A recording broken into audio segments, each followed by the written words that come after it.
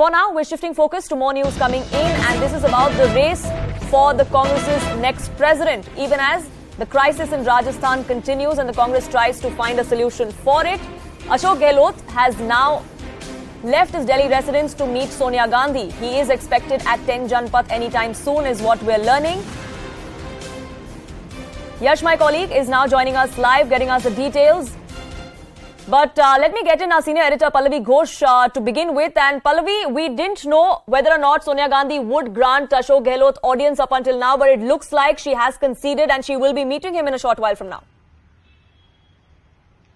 So what's essentially going to happen in that brief meeting is that Ashok Gehlot is going to make the same point he made when he did speak to her briefly, that he does follow the party line. There's no indiscipline and discipline is going to be maintained. In fact, if you remember when Ashok Gehlot landed in Delhi late last night, that's what he pretty much said, that the Gandhis are the leaders. Whatever they say is something which is to be followed. He's also maintained consistently that what happened in Jaipur was something which happened without his knowledge. He never asked the MLAs to skip the CLP meeting.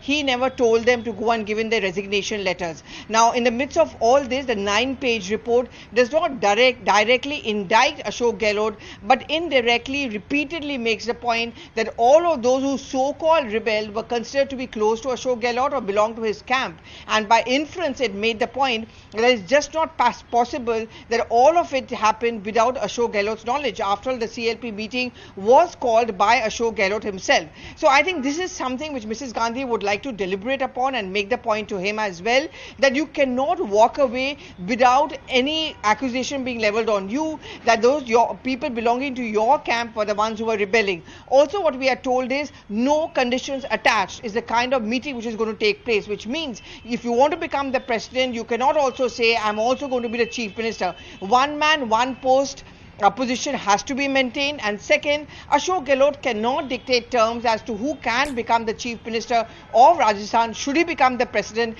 and should he have to resign as CM. So lots of questions which are emerging. I think we'll start getting clarity slowly by slowly on whether he files in his nomination papers. He certainly wants to. Second, if he does file in his nomination papers, who becomes the CM? Sachin Pilot, meanwhile, is also over here at the national capital waiting by to see the decision to be taken by the Gandhis.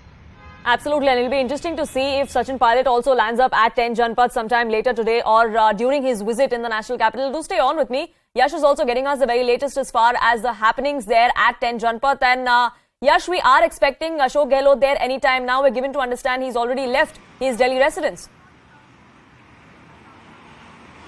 Well, in fact, Poonam, Ashok Gehlot has left this Jodhpur house a couple of minutes back, and we are expecting that he will reach 10 Janpath in a short while from now.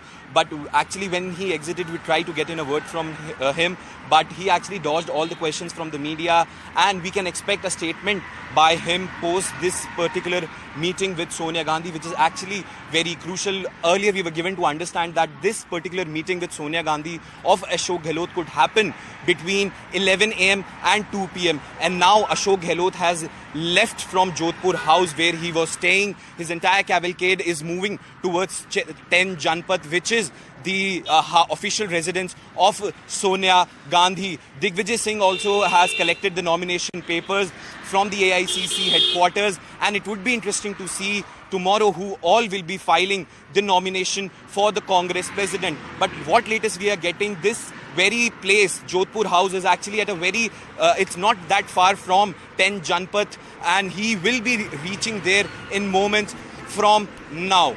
Poonam. Absolutely. In just minutes from now is when we are expecting Ashok Gehlot at Sonia Gandhi's residence. But Pallavi, as far as this meeting is concerned, we do know that right after the stunt in Jaipur on Sunday, perhaps on Monday, Sonia Gandhi was extremely miffed. Now, Ashok Gehlot tried to speak to her about how he was completely unaware about what exactly transpired. That's also part of the report of the two national observers. Has that placated Sonia Gandhi or not? That's something that remains to be seen. Well, it's a 9-page report which was submitted by both Mr. Mallikarjun Kharge as well as Ajay Makar, and the 9-page report essentially gave a sequence of events on the CLP meeting being called by Ashok Gehlot, MLAs not turning up, some MLAs going by buses. As I was talking about this a little while back, Poonam, by inference it doesn't indict Ashok Gehlot, but it will also be wrong to say that he's been given a clean chit, because the report keep on stressing on the point that all those MLAs who so-called rebelled belong to Gehlot camp, and it's very difficult to believe that someone who has an iron grip on his party in the state is unaware of what his MLAs are up to, and therefore by inference it means that the top leadership of the Congress party thinks that Ashok Gehlot was very much behind it, that he engineered this so-called rebellion. Sonia Gandhi is believed to take this up also when that meeting begins again formally in a short while from now. Essentially the point which is coming across is that she's made it very clear through her party leaders who've conveyed her message to Ashok Gehlot, cannot attach any conditions. Without any shart is what the meeting will have to take place, which means that I want to be the president and the CM too, or I'll dictate who's going to be the chief minister, is not the kind of conversation that she's going to encourage from Ashok Gehlot.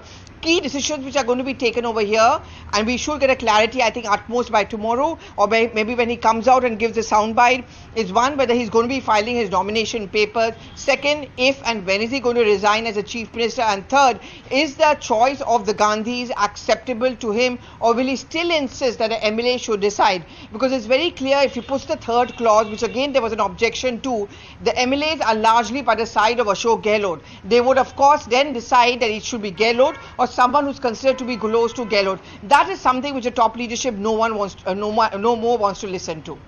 Absolutely.